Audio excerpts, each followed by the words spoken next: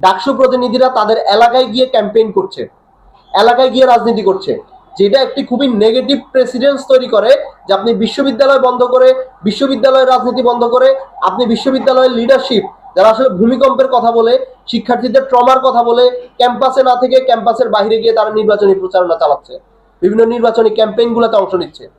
এবং আমরা দেখতে পাচ্ছি যে একটি সামাজিক ফ্যাসিবাদ তৈরি করা হয়েছে, যেখানে আপনি এই প্রতিনিধির, এই স্টাবলিশমেন্টের বিপক্ষে কোনো কথা বললে আপনাকে ডিহিউম্যানাইজ করা হবে, আপনার মানুষ হিসেবে যে ন্যূনতম মর্যাদা থাকা দরকার সেই ন্যূনতম মর্যাদাটা আপনাকে দিবে না, শুধুমাত্র আপনি ভিন্ন মত পোষণ করলেই।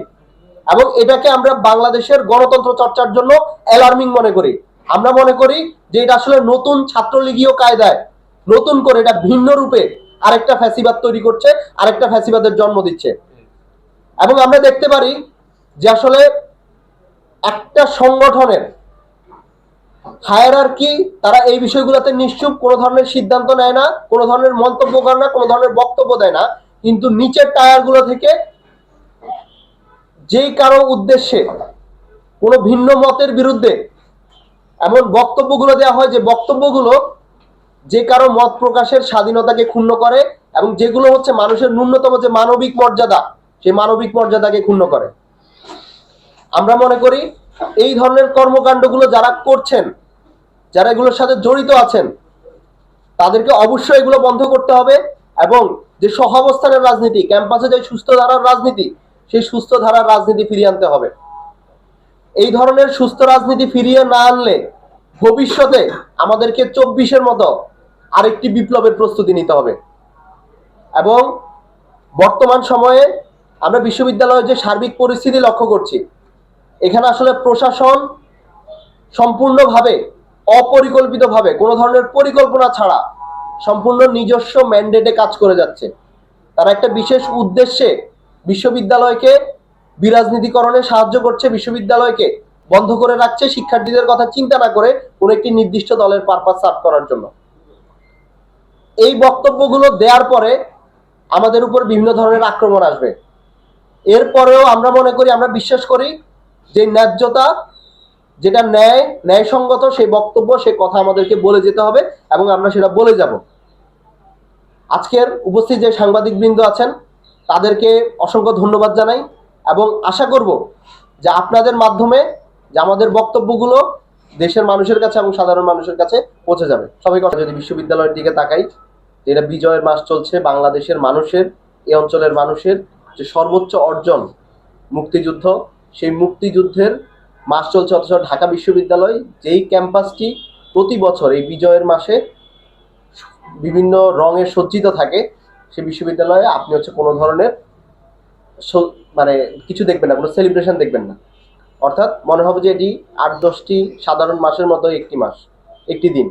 এবং আমরা মনে করি যে এটি হচ্ছে যে কালেকটিভ হীনমন্যতা, সেই হীনমন্যতার একটা অংশ, যেখানে আপনি মুক্তিযুদ্ধকে সেলিব্রেট করতে পারেন না, মুক্তিযুদ্ধের ব্যাপারে আপনার মধ্যে হীনমন্যতায় ভোগেন। এবং আমরা বিশ্বাস করি যদি কখনো যে 24-এ যারা ফ্যাসিবাদী গোষ্ঠী ছিল এরা যদি কখনো ফিরে আসে, এরাও একইভাবে 24-কে নিয়ে হীনমন্য হবে, এরাও একইভাবে এই 24-কে নিয়ে এক ধরনের হীনমন্যতায় ভুগবে, ইনসিকিউরিটিতে ভুগবে।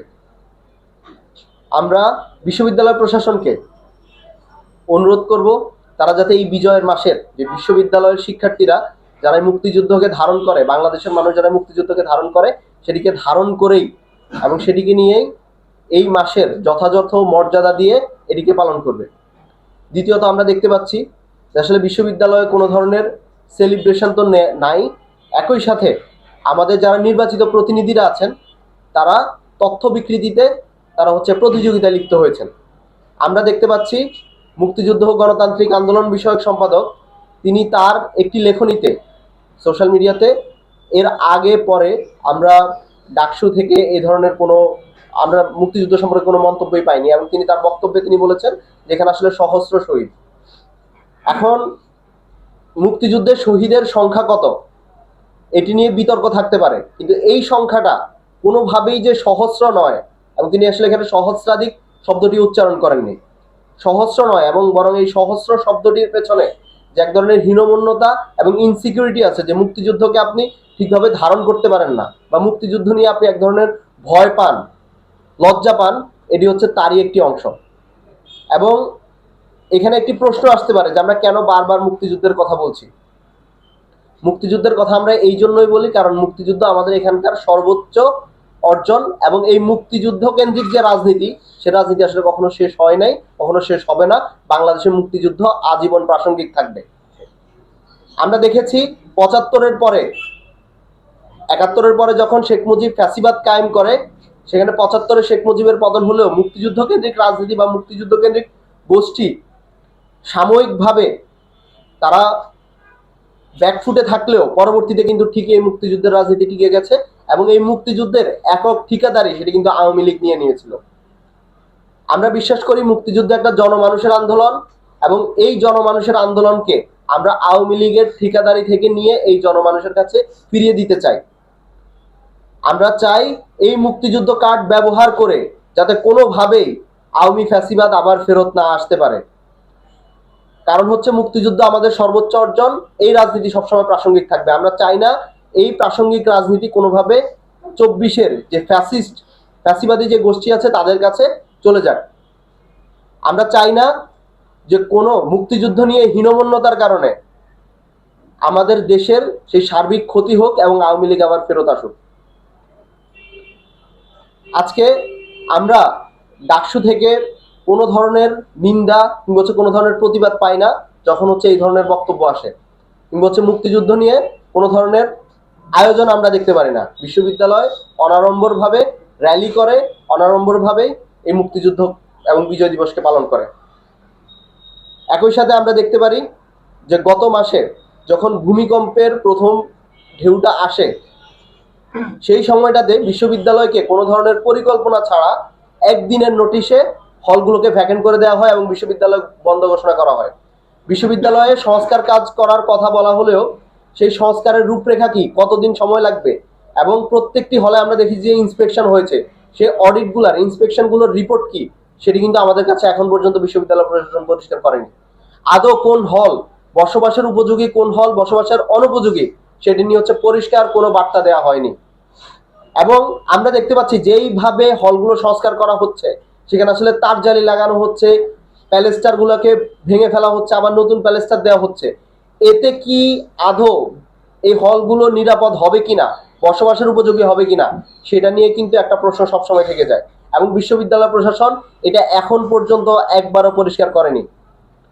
এর পরবর্তীতে আমাদেরকে তখন বলা হয়েছিল, আমরা এক ধরনের আশঙ্কা প্রকাশ করেছিলাম যে এই ধরনের পরিকল্পনাহীন ছুটি এটি একটা অনির্দিষ্টকালের ছুটিতে পরিণত হতে পারে, যেটা শিক্ষার্থীদের যে শিক্ষার অধিকার বা শিক্ষার সুযোগ সেটা থেকে তাদেরকে বঞ্চিত করতে পারে। তখন প্রশাসন আমাদেরকে বলেছিল যে শীতকালীন ছুটি এবং এই ভূমিকম্পের ছুটিকে একসাথে মার্জ করা হবে।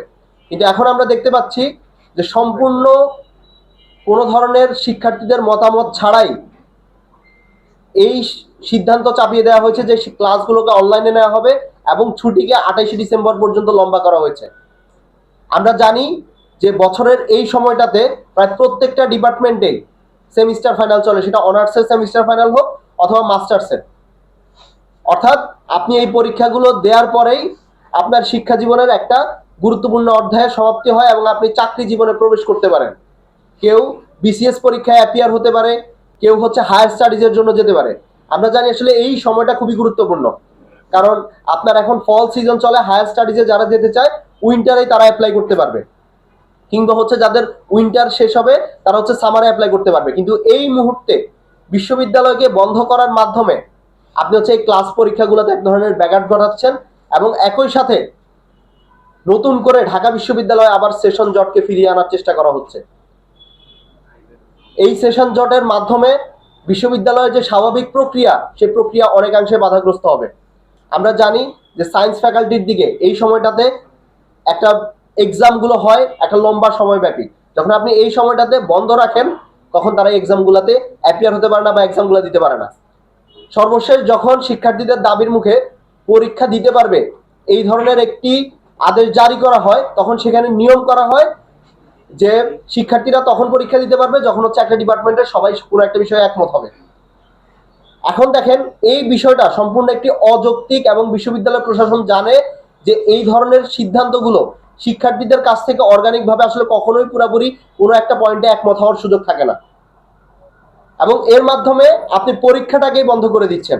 আসলে একটা বিভাগের সকল শিক্ষার্থী বা একটা ব্যাচের সকল শিক্ষার্থী কখনো আসলে একটা বিন্দুতে কখনোই এক হতে পারে না, এবং অনেকাংশেই এটাকে ডিপার্টমেন্টের উপর ইচ্ছাধীন করে ফেলা হয়েছে, যার ফলে শিক্ষার্থীদেরকে ইচ্ছাকৃতভাবে এক ধরনের অনিশ্চয়তার মুখে ঠেলে দেওয়া হয়েছে।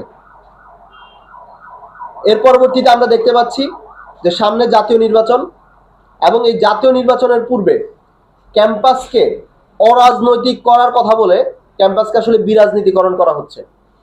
ক্যাম্পাস আমরা দেখেছি যে বাংলাদেশ আসলে সিভিল সোসাইটি সেভাবে কখনো স্বাধীনভাবে গড়ে উঠতে পারে নাই, এবং এই সিভিল সোসাইটি কখনো আসলে অ্যান্টি এস্টাবলিশমেন্ট পলিটিক্সটা কখনো করতে পারে নাই, এবং সেই দায়িত্বটা সবসময় বাংলাদেশের বিশ্ববিদ্যালয়গুলোকে নিতে হয়েছে। বিশ্ববিদ্যালয়গুলো বাংলাদেশের যে গতিপথ, রাজনীতির ডিরেকশন সেটি দেখিয়ে দিয়েছে। কিন্তু বর্তমানে বিশ্ববিদ্যালয়গুলোকে বিরাজনীতিকরণ করে একই সাথে একটা প্রাতিষ্ঠানিক রাজনীতিকরণের উদাহরণ সৃষ্টি করা হয়েছে।